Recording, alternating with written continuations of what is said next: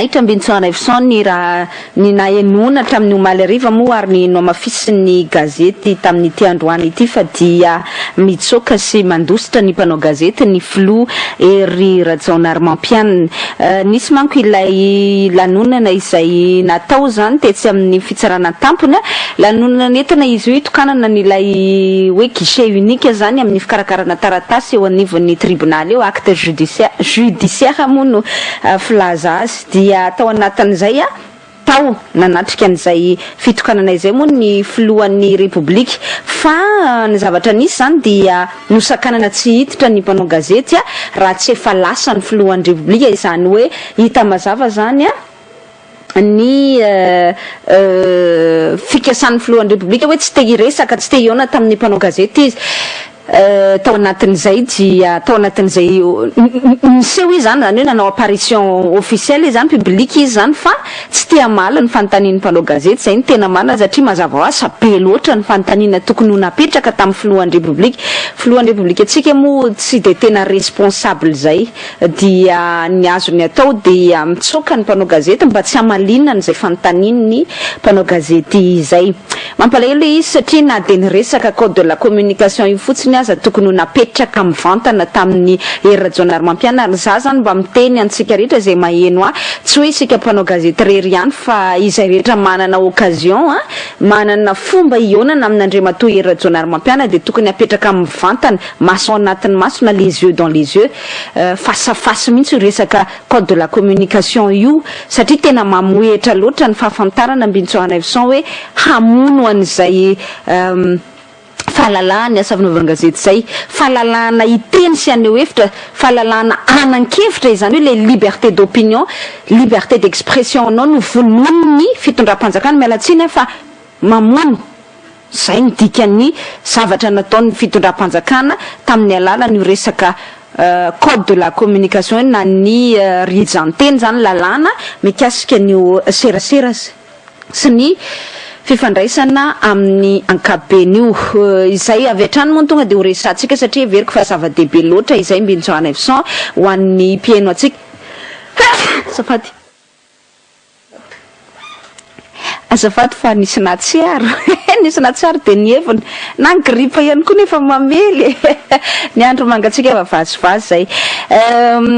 ny zava-dehibe hoy no tokony resantsika nyo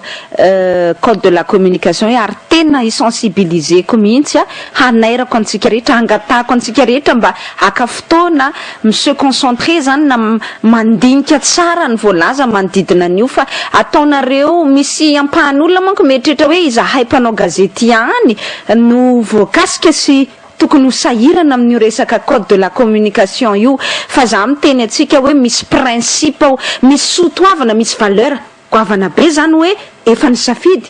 ny firenena malagasy ny aina n'izany démocratie zany hoe firenena démocratique c'est un pays démocratique de rehefa nisafidy ianao iaina n'izay démocratie zay de manaiky ary mahazaka mahatanty ny ambainday ny takiny zay mafirenena démocratique lay firenena malagasy zay zao manko ny olana amitsika sika malagasy io miambo te hividiny lohany fa matahotra ny masony zay mihitsy tsika malagasy indrindra ny mpitondra fanjakana amin'izao fotoana izao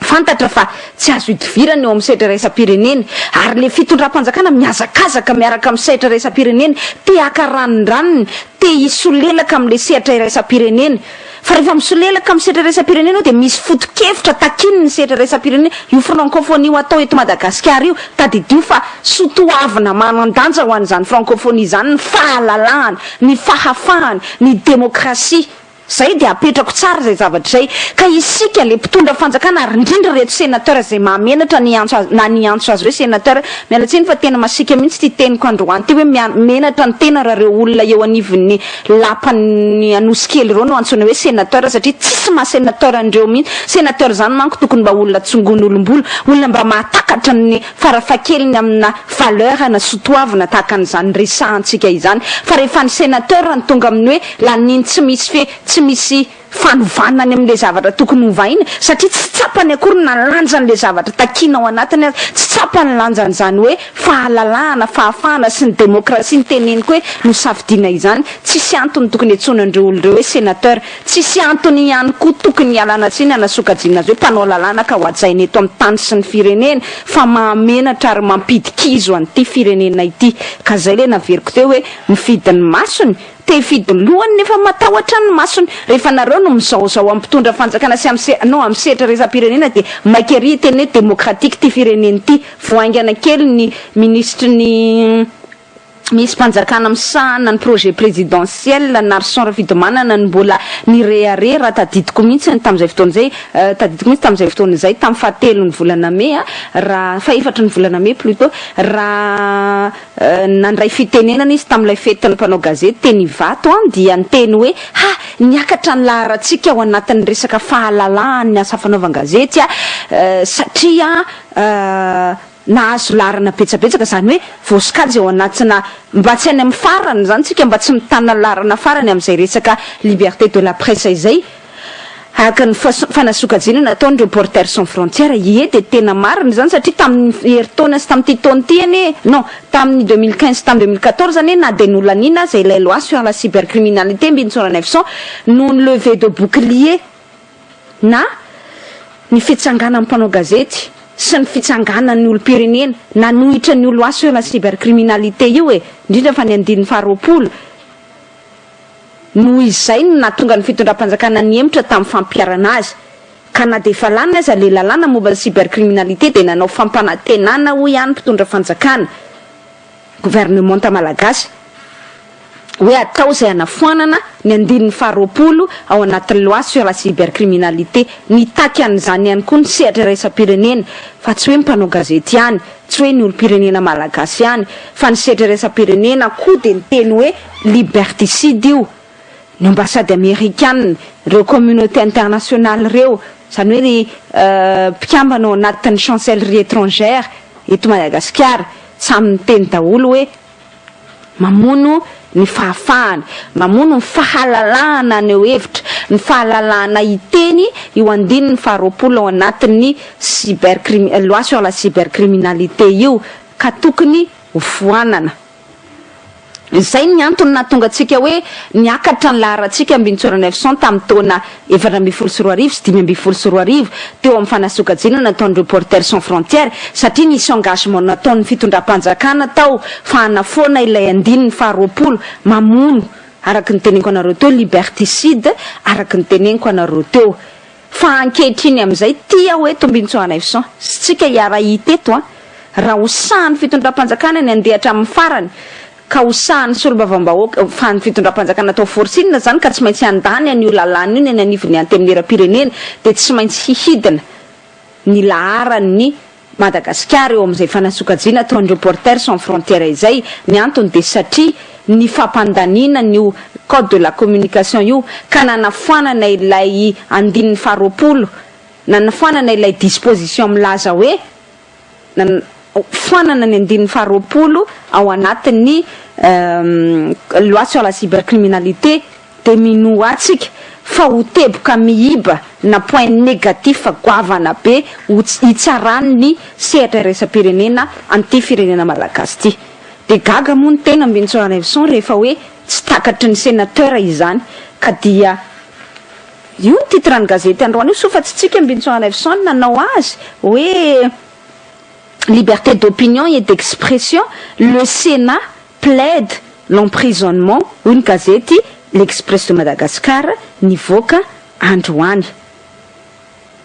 Ny tena loza amina tambo azy ambintsora 900 dia ny teny mihitsy ny sénateur sasantsasany omaly raha nandany an'io lalàna io manao hoe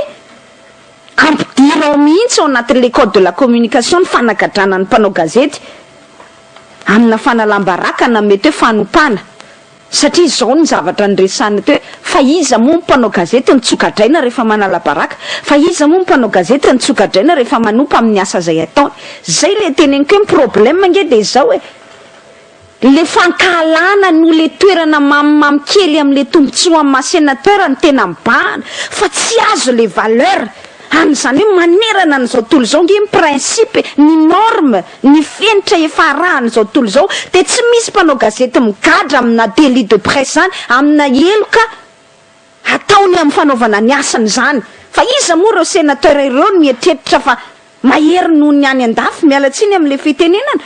fa ny any an-dafy mialatsiny fa zany Barack Obama sy François Hollande zany président de la République fa voateny isan'andro san'andro ao anatin'ny hainao manjery zany François Hollande zany anaovana caricature isan'andro san'andro zany Nicolas Sarkozy zany ancien président de la République resahana isan'andro san'andro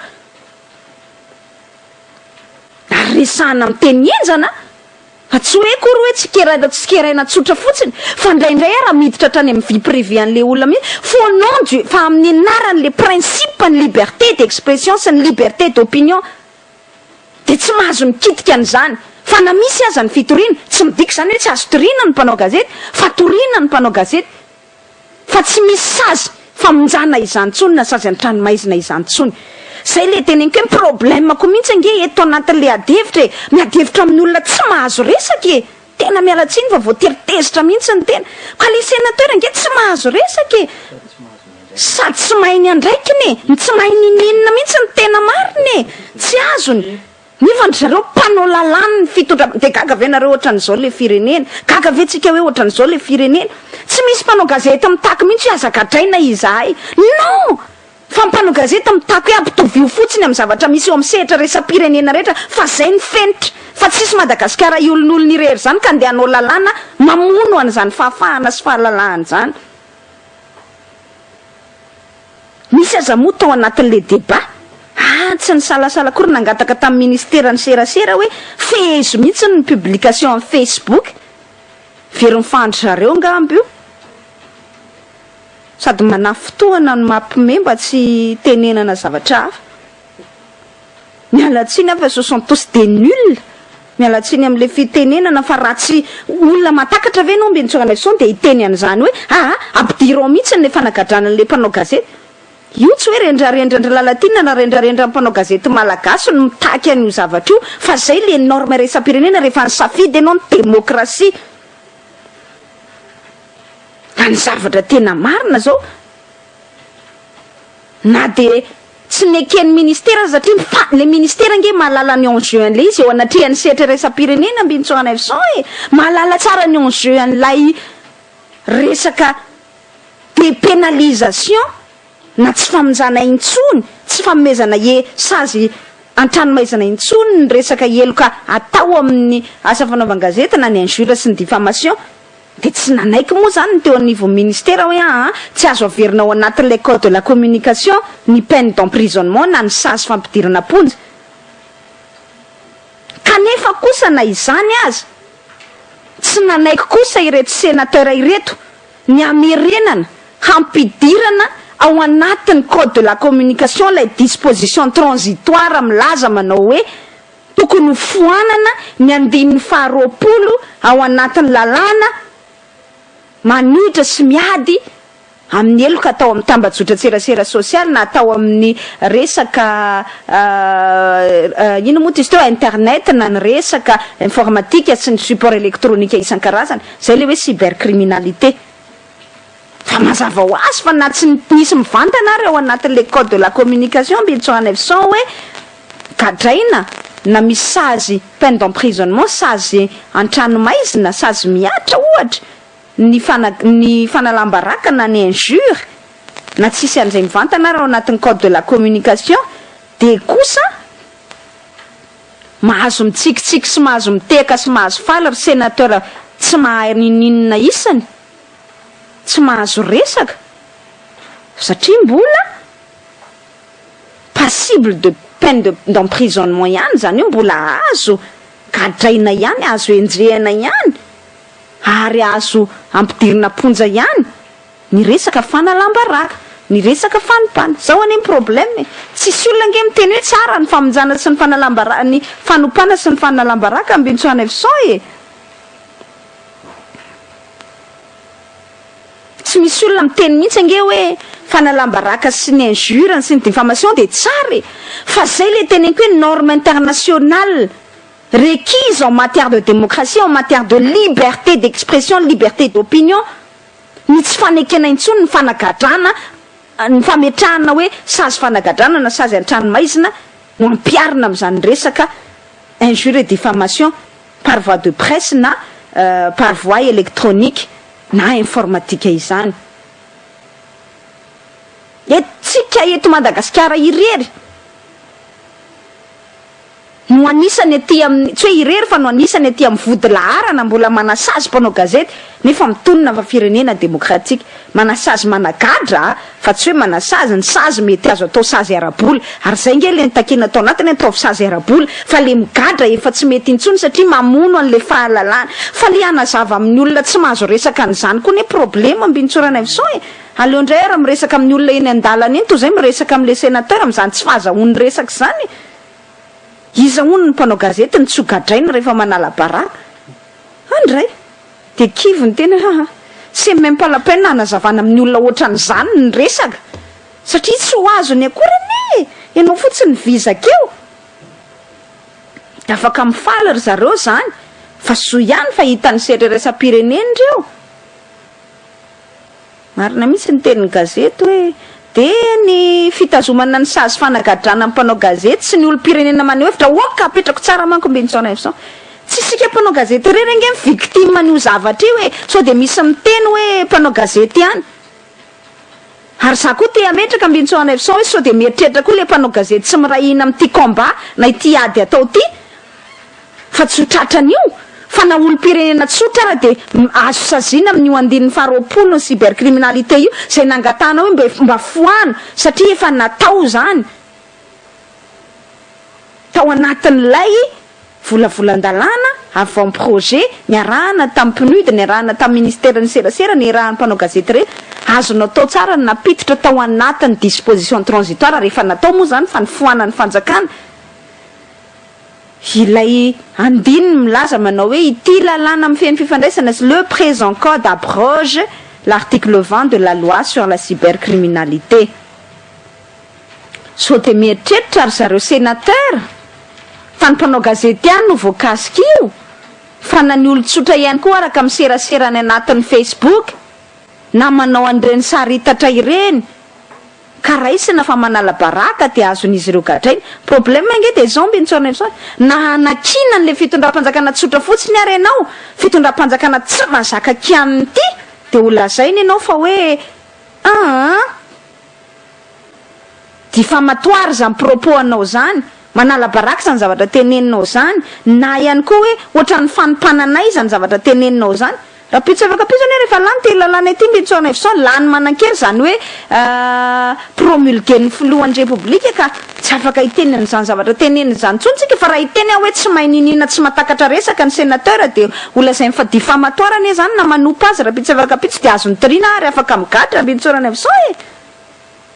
ka apetrako tsara zay resaka zay ilazako aminareo hoe so de misy diso-eritreritra ka hiteny fa mpanao gazety ihany no voakasika zany resaka zany tsia lay loi sur la cybercriminalité de mirégir na mifet ary afaka manasazy ny olona rehetra tsy akanavaka raha vao miteny zavatra anankiray ianao ka manahirana n'lay fitondram-panjakana averiko foana ombenombeny le hoe cybercriminalité manko raha ny tokony izy mbintsona evison de hoe any amina serasera amin'ny internet ihany zany no enjehana sy saziny zay le hoe cybercriminalité raha ny tokony ho izy fa mitiako apetraka amitsika atao anatin'ity resaka izay ataoko ity de no hoe io ny ahitanao mihitsy hoe mamonina liberticide ilay lalàna de ndraso omeko anareo le voalazany ny andininy faharoapolo anatin'izay loi sur la cybercriminalité zay rehetra avange ny azo enjehany ao anatin'le izy soratra kabary ikika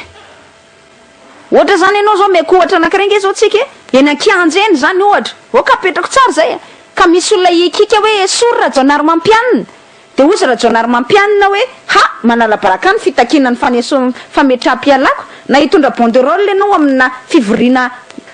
atrehany be sy ny maro ohatra zany hoe fivoriana publique réunion publique fivoriana ampabe maso akalamanjana ohatra de ozy le mpitondra fanjakana hoe manala baraka azy tiany tena ohatra akaiky indrindra azoko menanareo tamin'ny voalohany volana Mai zao de nisy an'le banderole natao ny syndicat ny mpiasa teny Larby milaza manao hoe abat la corruption de la première dame bianco aizinareo fa be loatra ny kolokolo mahavoatontonona mivady amin'ny filohan'ny république zay zavatra iny banderole iny araky ty andininy faharoapolo ty de lazaiko anao tsara mbintsonana F100 fa azo anenjehana tsara mihitsy ary mety mampigadra n'ireo olona nanoratra azy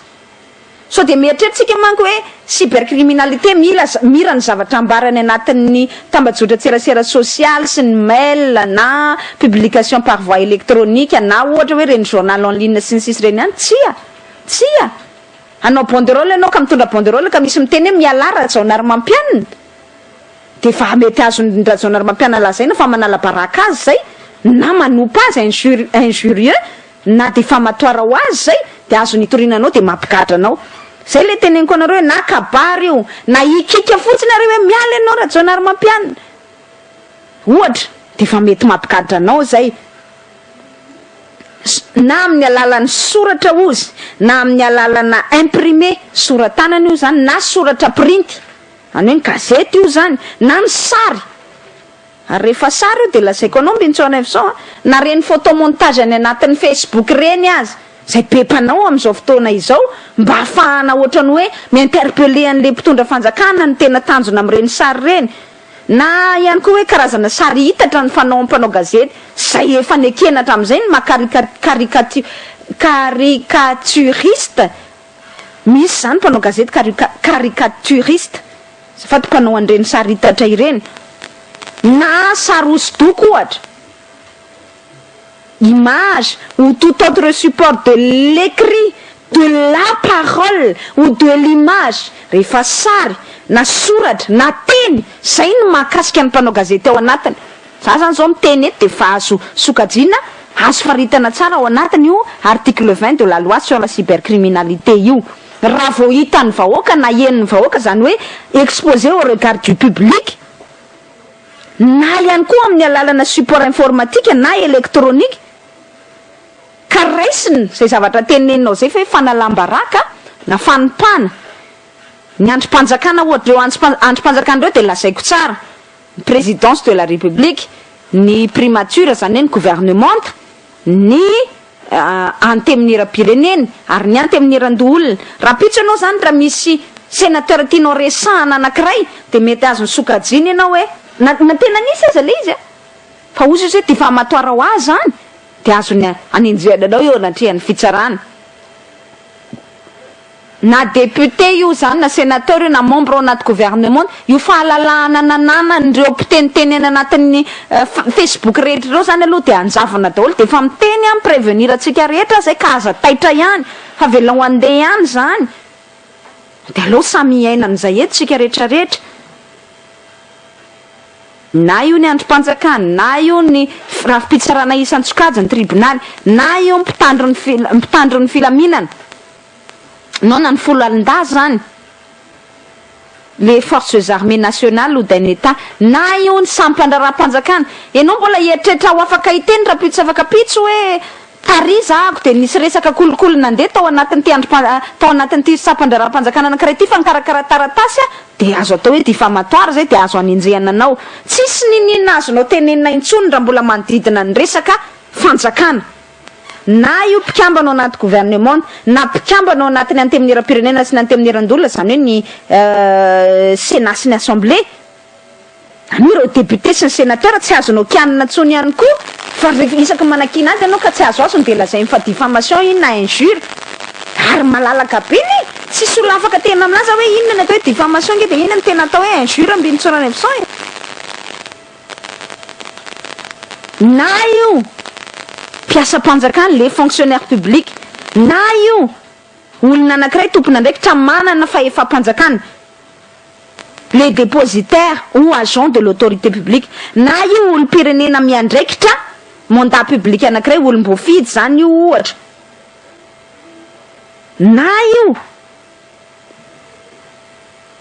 ataotsika hoe olona nijoro vavolombelona anankiray tamina raharaha anankiray, reny rehetra ireny de azo enjehana amin'ny alalany ty andininy faharoapolo ny lalàna momba ny cybercriminalité ity avokoa, izay nangatahany mpanao gazety. Zay le averiko sara satria misy tsy mahazo foana le resaka, ela be koa tsika vao mahazo resaka. Ny averiko indray mandeha de hoe tsy mitaka ny fanafoanana ny loi sur la cybercriminalité ny mpanao gazety, fa mitaka ny fanafoanana ny andininy faharoapolo ao anatin'ny cybercriminalité. De antany anareo hoe inona ny ifandraisan'izay am'le code de la communication, de satria tompoko tany am-piandohana rehefa nandrafitra ny code de la communication avant projet ny code de la communication, ny mpanao gazety isan-tsokajiny isaky ny association isan-tsokajiny niaraka tamin'ny ny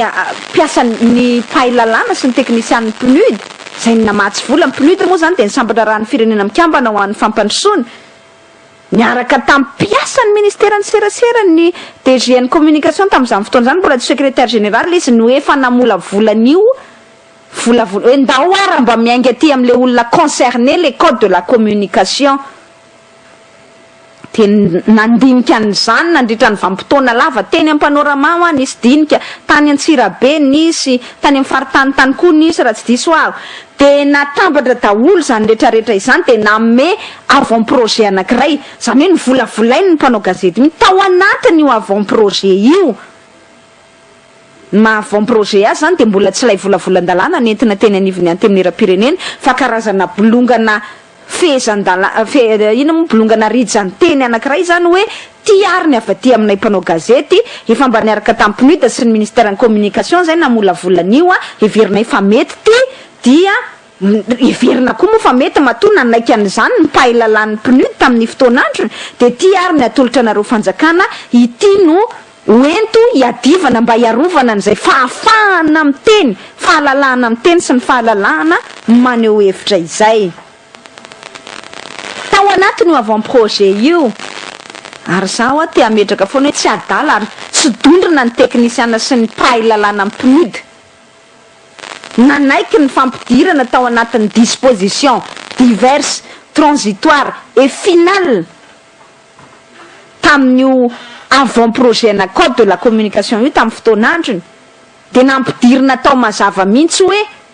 andao ary ty no occasion anankiray, ity code de la communication ity no occasion anankiray lehibe ahafahantsika manafoana n'le andininy faharoapolo amin'ny loi sur la cybercriminalité, na ny lalàna amin'ny feny cybercriminalité izay tena zava-doza satria mamono an'le fahalalàna.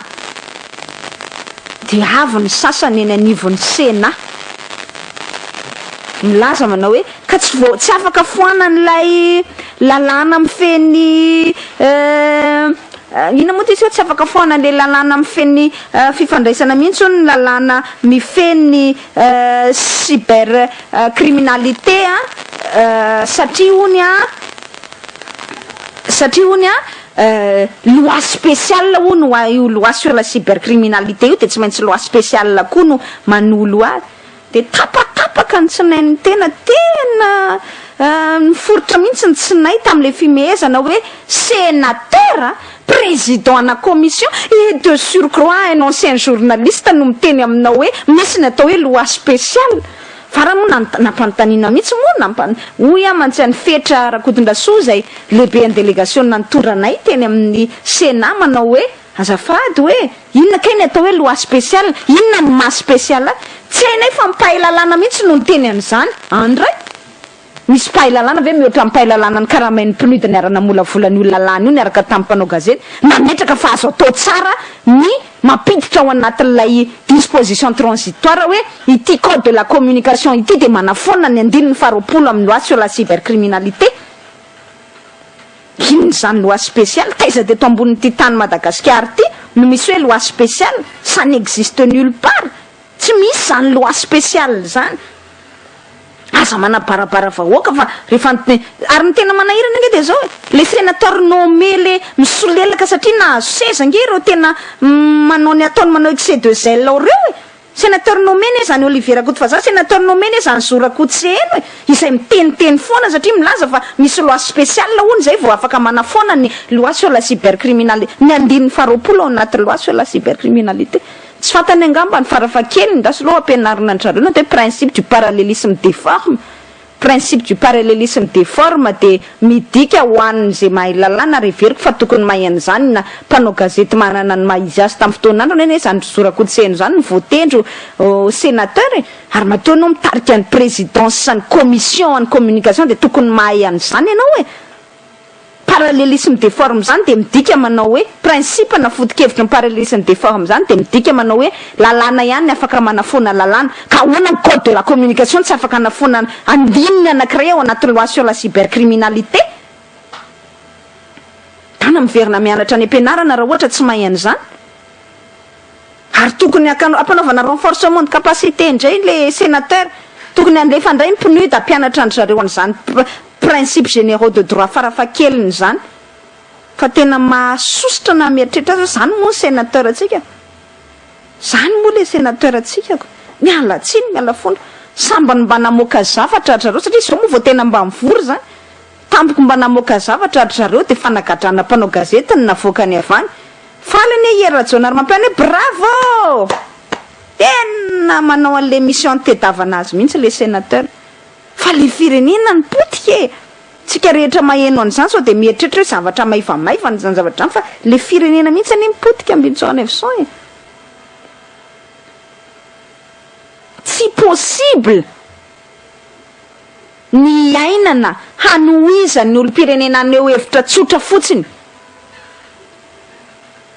amin'io resaka loi sur la cyber io andininy faharoapolo amin'ny loi sur la cybercriminalité tena occasion lehibe zany nafanana nafonana zay andininy faharoapolo zay tamin'ny alalan'le code de la communication tsisy olo aresy lahatra atsika mihitsy ka hiteny atsika ka tsy nety zany inona tsy mampety an'izany ary zao ange raha ohatra contrairement ary zay de tiako tenenina vakina bantsirana hoe ty fitondram-panjakana ity sady mpandaingany tsy mitana ny teny nomena fa fampanantenana natao de manière solennelle mihitsy zay engagement natao zay tamin'ny andro ministre Reboza Cyril nataon'ny gouvernement tamalagasy mihitsy ao fa hofoanany io andininy faharoapolo amin'ny cybercriminalité rehefa nanomboka nafantatra ny mpanao gazety sy ny olo-pirenena hoe way hay misy lalàna famonoana tsy roa matanika lalàna mamoehatra mamono nolanina teo anivony antemin'ny era-pirenena teo tamin'izany fotoana zany teny azakazaka ny fitondram-panjakana mipromettre izay fa hofoanany io gouvernement tamalagasy mipromettre fa hofoanany io zany ange ny zavatra nisy ny HVM ny fitondrana HVM tamin'izany fotoana zany promettre fa hoe hofoanany io de sao am'izay le teneniko atsika hoe tsy mitazona ny teny hoe ankehitriny raha ohatra ary ka tena tsy manan-keritreritra raha mbola voatazona ilay hoe hofoanany io ny teny ministre Andrenjato moa de hoe anangana commission paritaire hono andinika amin'ny fanafoanana azy fa inona ke mbola ilaina commission paritaire am'le izy lisy nge fa ekeny be sy maro hoe liberticide le andininy faharoapolo anatin'le loi sur la cybercriminalité ka inona ny mbola anaovana commission ndray andinika amin'ny fanafoanana azy zavatra tsotra kely fotsiny nampidirina tao anatin'le code de la communication fotsiny hoe soit présent code abroge l'article 20 de vita nge l'article 20 de la loi sur la cybercriminalité de vita tsy nila commission paritaire zany tsy nila fihetsiketsehana tsy nila gesticulation isan-karazany fa anaporofona fotsiny hoe mitana ny teny nomenao ianao satria fitondram-panjakana mendrika sady azo ametra apitokisana zay fotsiny nantenaina sy nandrandraina taminao zay incapable manao an'izany le fitondram-panjakana de anao commission paritaire hono andinika amin'ny fanafoanana an'io de hoy aho hoe famitahana atsika vahoaka zany ary mauvaise foi manifeste izany ny antony de zao raha tsy nanan-keritreritra ampiatra an'io ny fitondram-panjakana ka nanan-keritreritra nafoana azy ihany mbintsona 900 ka naninona tsy natao depuis 2014 ary efa tamin'ny 19 juin 2014 ny le lalàna ny voté no lany mbintsona 900 no promulgué zany hoe no nampidirana manan-kery efa tamin'ny 7 ny volana Jona 4 ka naninona tsy nanomboka tamin'ny Jolay 4 de natsangana le commission paritaire raha tena te hanafoana an'io ny fitondram-panjakana raha izay ary raha ohatra ka mbola nananeritreritra nafoana azy ihany inona tsy nanaovana azy tao anatin'le code de la communication inona tsy nanaovana azy fa tsy lozana hoe mbola nangana commission paritaire indray andrebirebena ny saim-bahoaka ary tia ny tena zavatra mitombona ao anatin'izay rehetra izay matoa na lailay finosana le fitondram-panjakana zany hoe ministera ary de io nampiariny ary de io nampandaniany ny sénateur tamin'io maly io tsy te ampiditra n'izay disposition zay hoe ce présent code abroge l'article 20 de la loi sur la cybercriminalité de satria manakeritrehitra izy ampiatra azy minitsorana inson satria raha ataontsika ny raisonnement tsotra de hoe karaha nanakeritrehitra ny anafonany tokoa izy de inona tsy nampidirany an'izay fa matoa tsy nampidiriny zay andininy zay disposition zay tao anatin'ny code de la communication de satria averiko indray mandeha manakeritrehitra ampiatra azy zany hoe tena ao ilay finiavana hamono ny fahafahana ny fahalalahana iteny fahalalahana aneo hevitra avy amin'ny ity fitondram-panjakana ity ninina ho tenenina sy fiarovatena atao eo de apetrako mazava mbinitsoana evison fa ny baribary loatra fa naseho an'ity fitondram-panjakana ity am'izay ny finiavany hanao jadona zay ny tena marina indrindra ge na iodikodina ho aitsy otsika na iodikodina hoetsy de ny zavatra mazava de hoe aseho ny finiavana hanao jadona tapona angeny domin'le fitondram-panjakany tsy hitanitsony zay atao manoloana ny zavatra misy ankehitriny ohatra mitovy ange zany zavatra ambary zany mbinitsorana efsay mitsoka ny mpanao gazety ny filoha Rajaonarimampianina efa tsy te serasera intsony izy fa menatra loatra tsy na tsisy ambaraka de satria izy efa tsy te serasera intsony de mitsoka ny mpanao gazety zany hoe mitovy am'leo manakombombava mpanao gazety any ange zany mbinitsorana efsay satria mitady anao jadony de tsy tia ametraha-panontaniana satria sao de afa-baraka eo am'le fanontaniana zay apetraky ny olona tsy hovoavalinao de alohanao tsy miteny atao inona mpitondra fanjakana ankiray mitsoka ny mpanao gazety zany atao inona fitondram-panjakana ankiray tsy mahasa mitondra fanehoan-kevitra zany devoiranao nge zany hoan'ny olo-pirenena ny olo-pirenena manana droit mahafantatra mametraka fanontaniana aminao monsieur le président hoana mikasika an'izao hoana mikasika an'izao de adidinao mamaly tsy afaka misoude robe am'izany ianao tsy afaka miala am'izany ianao matoa ty fitondram-panjakana ity mahavita manao an'izany de fa ny tanjony mihitsiny de hoe andao atao zay anakombonam-bava n'le mpanao gazety ka zao ara ny anyteniko mbinitsorana efson zao ny anyteniko ho antsika mpanao gazety namana ho atsika olo-pirenena tsotra ho atsika mpampiasa ny tambazotra tserasera sosialy io tsy problème mihitsy ho atsika mpanao gazety marina fa tsy ndiko tenena hoe tsy olana ho antsika mivatatenatsika io tsy problème personnel atsika mpanao gazety io fa problème na principe no arovaneto foto-kevitra no arovaneto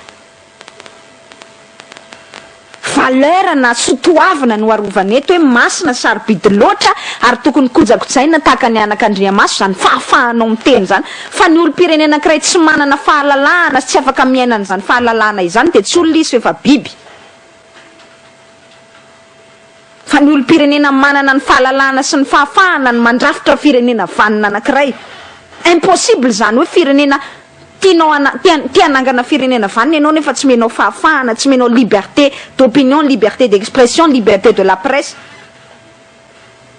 ny olo-pirenena ao anatiny zany firenenao zany tsy adaly zany banikimoniny zany na merimberina ny fahalalahana iteny sy ny fahalalahana aneo hevitra liberté de la presse fahalalahana ivory tsy adaly zany ny ambassade ny département d'état américain zany tsy adala ny union européenne ny insista foana mikasika an'izany liberté zany tsy adala daholo reo sedraresa-pirenenreo ary aza misekoseko na manabarabara vahoaka ka iteny fa tsy mainininy reny olo reny fa nareo amin'ny senany tena mahay tsy adala ireny olo reny tsy adala izao tontolo zao nametraka tamin'ny déclaration universelle des droits de l'homme fa sarobidy loatra izany liberté na ny fahafahana sy ny fahalalahana zany ny soniavitsika ny ratifieny Madagasikara zany rehefa tsy takatry ny sainareo eo amin'ny sena zany de le toerana masenateranareo mihitsy ny tokony ialanareo tsy adala io constitution io zay lalana loloavina tapony loha de iteny ndraika le constitution ange raha tsy voatra io ny constitution misy eo de ny adidinao de manaja an'izany lalàna izany andininy fahafolo andininy faraiky amby folo anaty constitution ny constitution na lalam-pandrenanao migarantira ny fahafahana fahalalahana miteny fahalalahana maneho hevitra fahalalana manan-kevitra ihany koa la liberté d'opinion. Arovan'ny lalàna izany. De iza ity fitondram-panjakana ity ny andeha hamono an'izany fahalalana iteny zany. Zay le teneniko hoe zao ara ny teniko amintsika. Ozy tsika hoe mety zany zay. De hoy aho hoe tsy problème zany. Raha pitsy afaka manao hirahira sy tapary tsika ambinitsorana evson tao anatin'ity fandaharany ity. Tena tian'ny olona zany bepiany zany. Bo vadika anao tantara daholo tsika rehetrarehetra. Haitsika koa zany. Tena haitsika ka. Efa nataoko. Efa natao ne zany. Tena nge mpampikambanao tao anaty faribolana sandratra ihany tamin'ny fotoan'androny. Efa natao zany. Fa zao tsy ho an'ny Lalatiana nge no itenena ny Lalatiana eto isan'andro isan'andro hoe. Tsy ho an'ny mbintsona evson, tsy ho an'ny toky andremiarana, tsy ho an'ny mpiasan'ny Free FM nge ny itenena ny Lalatiana eto isan'andro isan'andro fa ho an'le firenena sy ho atsika olo-pirenena. Karaha atsika olo-pirenena tsy sarotiny amin'izany zotsika alalan'ny vaovao zany. Alao anao zay danny kibonao ny sénateur sy ny député de ny fitondram-panjakana fa tsy mampihana sady tsy mampitombo vary miditra any ambavanay zany. Misy manko an'le marivo salosana na firinga mihevitra de manao an'izany mialatsiny fa masika mihitsy le teny. Natao mihitsy zany mba iseoko hoe anairana ny ati-dohantsika rehetra. Hoe tiany teny efa loza miatra mbiakoditra mihitsy. Araka ny teny namana mpanao gazety Fety Rakotondrazafy zay rehefa tonga tany amin'ny Sénat zay tiany aina ty orainy manonjy. Aina nety il va de la vie de la nation, ny fiainan'ny firenena mihitsy any voakasika ao anatin'le izy mentsona evson so tsika tsy tonga sainao anatin'izany zavatra resahany zany ka raha ozy izy tsika hoe tsy mampaninona fa lao tery alao kosa aloha apetrako mentsona evson za tsy hiady ho an'ny olona tsy tonga saina ho an'ny droit zany fa za tsy mampanina anany andeha higadra ho an'ny fahalalany asa Fanaovan-gazety, fahalalana iteny, fahalalana manao hoe raha conscience matsapany zany le olo-pirenena fa za tsy andeha mitadimy taona na 2 taona ny amponja ho an'ny olona tsy taitrany amin'izany droit zany, tsy saro-piaroiaro an'izany droit zany. Tsika raha teo koa tsy manana 100 millions d'ariary andeha andoavana lamondy. Raha ohatra ka ho voasazy ka aza mieritreritra tsony raha pitsy afaka pitsy fa mbola iteny momba ny Rajaonarimampianina sy ny zavatra tsy mety atao anatin'ny fitondrana Lalatiana Rakotondrazafy sy ny Free FM. Raha ohatra ka lany io lalàna io satria ny tenena ny Lalatiana Rakotondrazafy an'izany na makiny mpantsilana an'izany de mba ho an'ny tombontsoan'ny firenena fa tsy ho azy manokana. Za manana zavatra fa maro atao mbintsona evson ary tsy very mandeha ngamba raha ohatra tsy manao an'ity fandaran'ity tsony fa ty efa lokalokany fanaovana tamin'ny vahoaka ty hoe ho antsika vahoaka nanaovana an'ity. Ary zay ny ano ny teny voro momaly ndraindraiky ary tena humain compréhensible zany tamin'ny voro maly sy afaka maly tonga saina ihany le mpanao gazety tsika manao an'ity combat ty ane tsy azon'le vahoaka kory le zavatra tiatsika tongavany le zavatra tiatsika atao tsy taitra nge le vahoaka ao anatin'le izy de tena mariny zany ary tena mahatsapany zay frustration any mpanao gazety mihitsy zay ary efa maheno an'le namanao mpanao gazety hafa miteny an'izany satria marina tokoa ianao ne miady ho an'ny fahalalana iteny sy ny fahalalana ny hevitra zany tsy ho anao namana tsy ho an'le mpanao gazety fa miantony ahafahanao miteny miantony ahafahanao maneho hevitra ary iadivanao an'izany fahalalana izany de mba hanitsina mpitondra fanjakana anao mba hanitsy ny diany fa tsy hanao zavatra tsy mety. Ary raha ohatra moa ahitsy le fitondram-panjakana izy mahazo tombony an'izany moa ve za Lalatiana ndasy koa mba ataoko an'le fiteny terra ohatra ny fiten'ny olona hoe tsy manampy sady tsy mampihena ny vary miditra ao anatin'ny vavako zany fa kosa adidiko zany amin'ny maha olo-pirenena esory le mampanao gazety any Lalatiana fa le amin'ny maha olo-pirenena fotsiny tsy maintsy manitsy mpitondra fanjakana rehefa tsy mety ny ataon'ny mpitondra fanjakana anankiray ka rehefa tsy tsapatsika olo-pirenena izany za tsy manana 100 millions d'ariary aloha za tsy gadra 2 taona ka hatramin'ny 5 taona ho an'le vahoaka malagasy tsy mahatsapa akory ny lanjany zany ny mahazava-dehibe mahasarobidan'izany principe iadivany zany tena masika mihitsy zany teny zany ary inina natao mihitsy zay teny zay androany satria tena tohina choqué mihitsy mahita hoe de ny laniny le antemneran-doolona le sénateur ilay code de la communication tsy naveriny ao lay hoe fanafoanana an'ilay 9 faharoapolo amin'ny cybercriminalité iny ara-moa tamin'ny fotoan'androny koa ane izay mbola amezana tsy ny andrety solombavam-bahoaka tovy ihany angereo tovy reo samy dororororo nefa dia amin'ny volam-bahoaka ny ainan'ireo isan'andro fa le solombavam-bahoaka koa nge nandany an'le izy tamin'ny fotoan'andro dia tsy nahalala hoe zava-dozaka ty andiny faharoapolo sur la cybercriminalité le lalàna momba ny cybercriminalité ny lanindry zareo ty tsy fantany akorany efa lany le lalàna aveo tsy nalala ny fisiny io akory izahay fa ahoany ty kay tena zava-doza ratsy ny mpanao gazety ny taitra tamin'izany tamin'ny fotoan'andro fa za ty ametraka hoe rehefa zay ny fandehany no moa le fiteny zay mbola kely ny zanako zay moa le fiteny rehefa te hiala baly zay anao dia mbola kely ny zanako za koa tsy manana 100 millions d'ariary za koa efa nitsemboka mafy vao nahazo ny fiarako tena iniko atahotra an'izay mihitsy zany le izy zaho zavatra teneniko zao efa nitsemboka miafa vao nahazo ny fiarako vao nahazo andreo fananana kely koreo satria zao no izy mitsorana avy raha ohatra tsy voalohan'ny orinasa nge le 100 millions d'ariary le lamonde ka alaina amin'ny fanananao manokany ka ina moa zany fananako manokana efa tsy dia ho amidiko zany ny fiarako amidiko zany zay zavatra niariko nandritra ny 9 taona nesako tamin'ny nampanao gazety afako mandohan'le lamonde na 100 millions d'ariary za koa nge mba te hiaina kalalana ohatra tsika rehetra za koa nge mba te hiaina ao anatina confort matériel ohatra tsika menakavy fa za matoa manao an'ity combat ty dia ho ana principe ho ana valeur anankiray zay inoko tsy ho akory fa ho atsika firenena malagasy ho an'le olo-pirenena malagasy ka rehefa tsy conscient amin'izany le olo-pirenena malagasy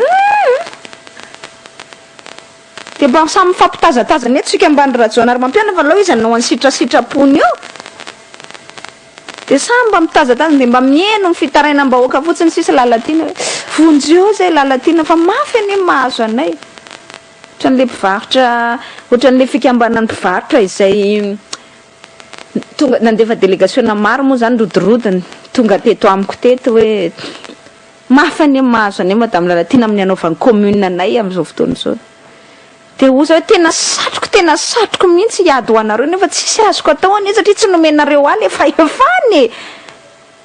ka hitaraina amiko nareo hitaraina amiko tsy manana an'le fahefana afaka hiady ho anareo akory fa tamin'ny fotoan'andro ny nangataka taminareo meo any fahefana afako miady ho anareo afako manatsara afako miasa ho anareo tsy nomenareo azy zany nitona mirindrina tany nareo vao miazakazaka miverina matsiaro any Lalatiana hoe vonjeo zay Lalatiana fa maty ane zay anaovan'le commune anay zay eny za nampy anareo ary tena nampy anareo arak'izay tratrako fa zao voafetra ihany nge ny fahefana eo am-pelatanatsika io satria tamin'ny tsy ananatsika le fahefana manova an'le zavatra tsy manana an'le pouvoir exécutif isika tamin'ny fotoan'andro any teny anareo hoe raha sitrakareo re omeo an'le fahefana hiasa ho anareo hiady ho anareo ary zay mihitsy ny teneniko hiady mba hisiny zany rariny zany mba hisiny zany hoe mba tsy izy tsony zany hoe tsy rariny zany eo anatin'ny fitantanana satria tsy rariny nge mahazo andreo mpivarotra mbola hoe tsika eto moa ny dossier an'izany mpivarotra any amin'ny fotoana mamety azy raha tsy efa mitranga ny cybercriminalité ka raha tsy efa miatra manahirana be na mitsikeran'ny be ny tanàna zany rehefa tsy azo atao tsony satria dépositaire na mandat public izy voka aloha apetrako tsara zay mitsorana evson fa raha mbola tsy raha tsy ina moa ty izy teo raha ohatra mba afaka mandinika ny solombavam-bahoaka ka mba ataotsika hoe mba tsy andany an'io lalàna io na andany azy fa anisy amendement hoe ampiditra indray an'le hoe ce présent code abroge l'article 20 de la loi sur la cybercriminalité dia apetrako tsara hoe tsy possible intsony edivana an'izany satria raha hiteny an'izay ianao dia hoe manala baraky diffamatoire zany injure zany tsy manana le 100 millions zay nge le adevy 100 millions d'ariary ny resaka io fa tsy 100 millions de francs tsy manana 2 taona ka hatramin'ny 5 taona sazy fina moa fotoana lanina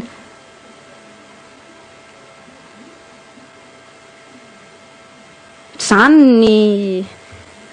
resaka atao ao anatin'ity raharaha ty hoe sika olo-pirenena mbola toritory eny ambony canapé ihany dia mbola noratsoratra anatin'ny Facebook ihany sisa satria mieritreritra fa zay dia ampy fa tsy hitsangana zahay mpanao gazety aloha dia analany adidinay hoeny amin'ny antemin'ira-pirenena izay nazavandry hoe zao ny danger am'ty tsapany moa zay rahabasoraba tsara tsy tsapany ho fa hitovy amin'ny sena ihany de hoy mantsy anareo hoe afaka didy izay fa ho an'izay mba tonga saina ao anatiny zany hoe combat ty ady ty atao ty ho an'ny fahalalana pour des principes, pour des valeurs de andao hiaraka aminay eny amin'ny antemin'ira-pirenena raha mpitso amin'ny folo ramaraina tonga de eny amin'ny antemin'ira tsisy milahatra fa sao de lazainy Florence Rakotomana général ndray fa hoe andeha anakorotana tsika tsy milahatra fa tonga de tonga eny amin'ny antemin'ira-pirenena de andeha tsika hiresaka amin'ny président ny assemblée hiresaka amin'ny député zay tratra amitsika eo ilaza manao hoe te misy zavatra tsy mety liberticide mamono ny fahalalany asa Fanaovan-gazety raha io code nolanina avy eny anivon'ny sena io tsy ho asiana ro fanovana fa mangataka izay mba ampidirana ny ty fanovana iteny amin'ny disposition transitoire de ilay fanafoanany andirin'ny faharoapolo ao anatin'ny cybercriminalité ampidirina ao anatin'le code de la communication zay le ho atao eny anivon'ny antemin'ira-pirenena raha mpitso zany hoe raha ohatra ho anao zay maheno an'izao resaka zao ka ampiseraserany anatin'ny réseaux sociaux any ianao ka le mba mpaneho hevitra indraindray mitsikera ny fitondram-panjakana na mitsikera ampitany filaminana na mitsikera ny polisy pirenena manao circulation ohatra ka misy zavatra mba tsy mety ny ataony raha ohatra ianao ka olo pirenena conscient en danger mahatsapa fa misy loza mandindona ho amin'izany resaka fahafahana sy fahalalana izany de hoy aho hoe ndao hiaraka aminay andeha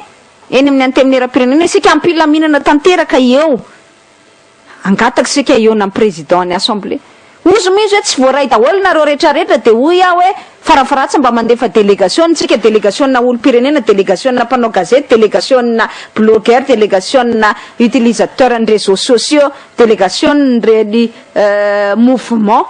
citoyen samihafa ireny zay efa hita moa zany isorana fa mba efa mifanentana no amin'izany de hoy ako milaza aminareo hoe izay resy lahatra fa tsy mety zany famonona ny fahalalana izany fahalalana iteny fahalalana ny hevitra ny fahalalana ny asa Fanaovan-gazety de andao hiaraka aminay fa zany angamba mety anisan'ny combat faraparany ho atao satria raha ohatra ka mipasy io lalana io de tsisy tsono antony mbola hiadivantsika c'est plus la peine hitsanganana raha mbola mipasy io lalana io avelao am'izao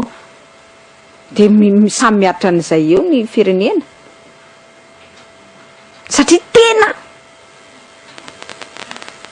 asasina atao amin'le fahalalana mihitsy raha tany ty iny zavatra nataon'ny sénateur iny moa de efa asasina mihitsy tsotro zao famonona tsotro zao mihitsy nge ils ont assassiné la liberté vonon'ny sénateur mihitsy ny fahalalana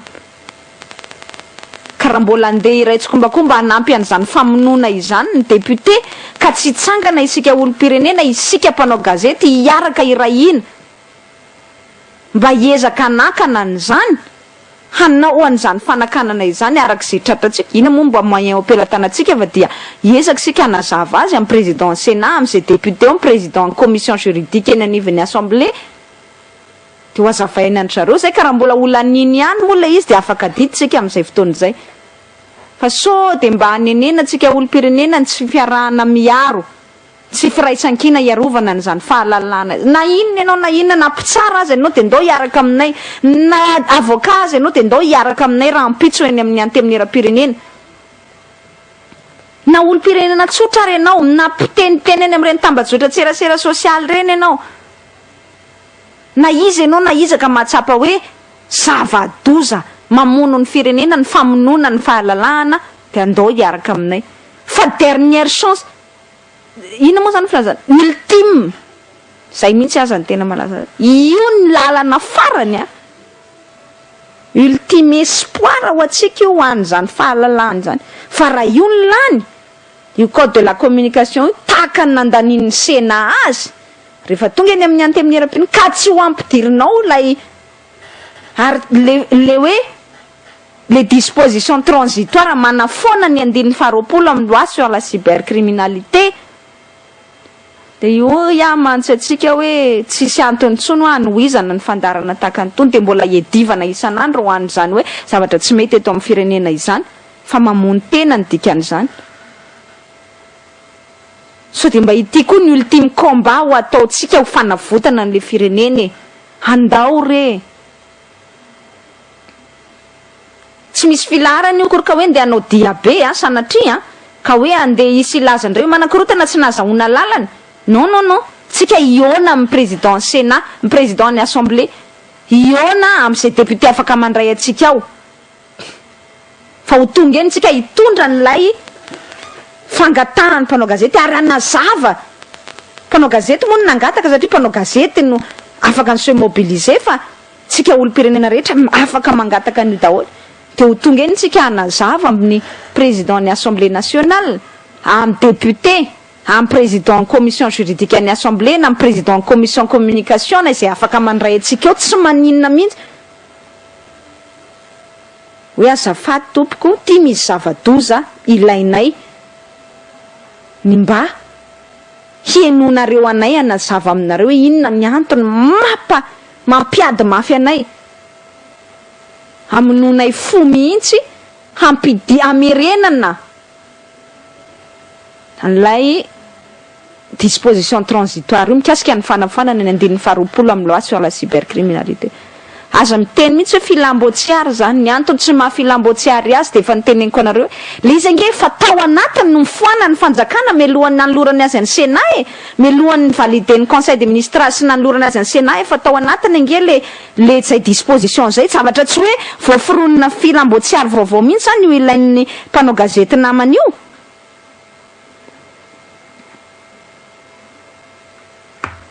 Fa tena zavatra faisable tsara, azo atao tsara. Ka noho izany tsy hitako zay tokony anina moa zany hoe tsy afahana manatanteraka azy. Zay le tiantsika no azavaina ao anatin'le ka manatena fa mba isy io tsy voatery hoe tsika menakavy olona maro be za zany te ametraka hoe zay tena mahatsapa ny justesse ny zao cause atao zao no tengeny anivony any teminera-pirenena miaraka amin'ny andeha hitaky an'izany andeha hiresaka amin'ny tompony andraikitra ao anatiny ao mahatsapa an'izay moa tsika rabasoa rabatsara maro be tsika ny tonga eny rabasoa rabatsara tafita zany ny afatra tsy mahatsapa moa tsika de ohatsa hoe andao samy aina n'izay firenena tsy misy fahafahana sy fahalalahana zay ary ny fiainana mitohy zay moa le fitenenana la vie continue mitohy foana ny fiainana fa de tsika ny miala ny fahafahana sy ny fahalalantsika tsy manakana ninina izany fa tsisy olona hiady tsony ao na ny namana mpanao gazety ara hiemotra koa tonga saina hoe de ina moa zany fa de ny vaovao hoeninao ato anatin'ny onjam-peon'ny Free FM dia nandeha tariny filoha Rajaonarimampianina nandeha tariny ministra zany ny ato fa tsy sono hoe niteniteny zavatra ve filohan'ny repoblika na nanao zavatra tsy nety ve na hoe misy fangalaram-bola mpanjakana hitanao miaraka amin'ny profo zao mitrangary tsy misy resaka an'izany tsony ao sono de manatena fa mbola resaka an'izany mpanao gazety rehefa aveo ko tsisy piaro izy ianao olo-pirenena raha tsy mahatsapa ny lanja ny tokony arovanao an'izany fahalalahany mpanao gazety hiteny zany sy ny fahalalanao olo-pirenena sy ny droit anao olo-pirenena hanana amin'ny vaovao droit à l'information. Enao ve de mieritreritra tsony mbola andeha hitaty reo fimenomenoninareo isan'andro tonga aty amin'ny Lalatiana reo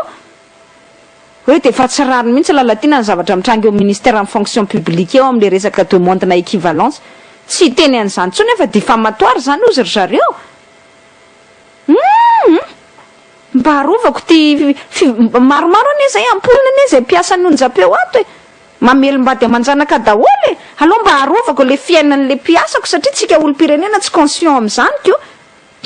tsy conscient hoe mila arovana le fahalalantsika amin'ny teniko any le zavatra tiako tenenina ao anatiny zany so de mbola isy hoavy indray de hitaraina hoe de efa angalarin'ny ty misy mpitondra fanjakana anankiray na olona akaiky mpitondra fanjakana anankiray de manao fanararota-pahefana de alainy fotsiny zao ny taninay de ho avy aty amin'ny Lalatiana hitaraina mikasika an'izany tsisy Lalatiana hiady an'izany tsony rahalany io lalany io ka tsy foanany le andin'ny faharoapolo amin'ny cybercriminalité so de hoe misy kolokolo be tahakan'izao nge Lalatiana tary tena nandray vola mihitsy le tompony andraiky mpanjakana tahakan'izao na le mpiasa-mpanjakana tahakan'izao karakara taratasy zay de aveziveziny amin'ny foana mila an'izao mila an'izao ay mila vola izy io ny tena marina